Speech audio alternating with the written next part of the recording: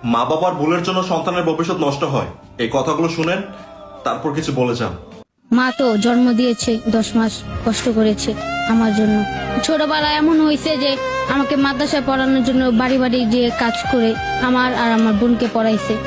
মাকে কতটুকু ভালোবাসো? অনেক ভালোবাসি নিজের থেকে। সিয়াম, তুমি কি করো? আমি আগে মাদ্রাসায় পড়তাম, তারপর হঠাৎ করে আমার আব্বু আর মার সাথে ডিভোর্স হয়ে গিয়েছিল। তারপর আমি আর মাদ্রাসায় পড়ালেখা করি না, নানির কাছে থাকতাম। আব্বু আর মায়ের ডিভোর্স কেন হলো? মাকে অনেক অত্যাচার করতো, এই জন্য মা আব্বুকে ছেড়ে চলে গিয়েছে। এখন মা থাকে কোথায়? মা এখন থাকে যে 12 গলিতে। তুমি কি মায়ের সাথেই থাকো? না, আমি আব্বুর সাথে থাকি। বাবা কি বিয়ে করেছে? হ্যাঁ করেছিল, যে মহিলাকে বিয়ে করেছে তার একটা স্বামী আছে, ওই স্বামীর কাছে আবার চলে গিয়েছে। বাবাকে কি প্রশ্ন করেছো কখনো যে আমার মাকে কেন ছেড়ে দিলা?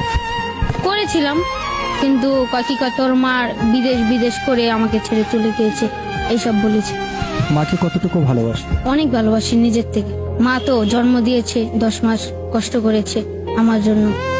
মায়ের সবচেয়ে কোন ভালোবাসাটা তোমার বেশি মনে পড়ে? মা ছোটবেলা কত কিছু করতো আমার জন্য। ছোটবেলা এমন হয়েছে যে আমাকে মাদ্রাসায় পড়ানোর জন্য বাড়ি বাড়ি গিয়ে কাজ করে আমার আর আমার বোনকে পড়াইছে। পড়াশোনাটা যে করতে পারলা না, কার জন্য? আম্মুর জন্য করতে পারলাম না। তোমার পড়াশোনা বন্ধ হয়ে যাওয়ার মূল কারণ কে, তোমার বাবা না মা? মা। ডিভোর্সটা কে দিয়েছে? মা দিয়েছে। তারপর মা কি করে না, নিজের জীবনটা শেষ করবো না, তারপর চলে গিয়েছে আব্বুকে ডিভোর্স দিয়ে। তোমার বাবার কোনো দোষ ছিল না? না, আমার বাবা গাঞ্জা খায় না, মদ খায় না, সিগারেট খায় না, রাজমিস্ত্রির কাম করে। মানে তোমার মায়ের প্রতি এখন কোনো অভিমান আছে তোমার? না, এখন নেই। আমার অনেক ইচ্ছা আছে, আমি বড় হব, অনেক কিছু করব। মা যদি আসে, আমি মাকে তো ফালাই দিতে পারবো না, কারণ সে আমাকে জন্ম দিয়েছে। আর যদি জন্ম না দিতে তাহলে আমি তো এত দূরে আসতে পারতাম না।